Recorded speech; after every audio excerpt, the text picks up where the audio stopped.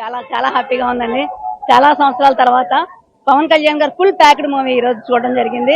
Full action movie, action తో పాటు light గా కామెడీ, లవ్ ట్రాక్, అన్ని కలిపి కలగలిపిన చిత్రంగా మేము భావిస్తా ఉన్నాము. నిజంగా మేము ఊహించిన దానికన్నా కూడా ఎక్కువగా, అంటే ఈ మధ్య కాలంలో మేము ఆయన చూసిన విధానంలో డిప్యూటీ సీఎం అయిన తర్వాత, లేదంటే ఎలక్షన్స్ ముందు ఆయన టేకప్ చేసిన విధానం, అంటే రాజకీయాల్లోకి వచ్చిన తర్వాత ఈ సినిమాలో ఎలా ఉంటారు అని చెప్పి ఎక్స్పెక్ట్ చేసిన విధానం, ఇదంతా కూడా ఓవర్కమ్ చేసి ఎక్సలెంట్ గా ఈ రోజు సినిమా వచ్చింది.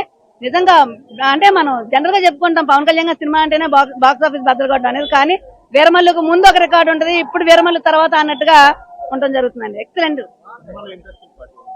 ఇంట్రెస్టింగ్ పార్ట్ అంటే అది కోఇన్సిడెన్స్ లేదో తెలియదు, లేదంటే జరుగుతున్న దాన్ని చూపిస్తున్నారో తెలియదు, కానీ సనాతన ధర్మం తీసుకున్నారు పవన్ కళ్యాణ్ గారు. సినిమాలో కూడా అంతే, మనం హిందువులు అన్నందుకు మనం ట్యాక్స్ కట్టాలా అనే విధానాన్ని తీసుకున్న విధానం అవచ్చు, లాస్ట్ ఫైట్ అవ్వచ్చు, ఎక్సలెంట్ గా ఉందండి. అలానే అక్కడ ఔరంగజేబు ఎలా అయితే ఫైట్ చేశారో, రియల్ దీంట్లో జగన్ అలాగే, అంటే ఔరంగజేబు జగన్ వీళ్ళిద్దరిని కూడా కోఆర్డినేట్ జరిగిందా లేకపోతే సినిమాలోంచి తీసుకొచ్చి పెట్టారు అన్నట్టుగా అయితే ఉంది.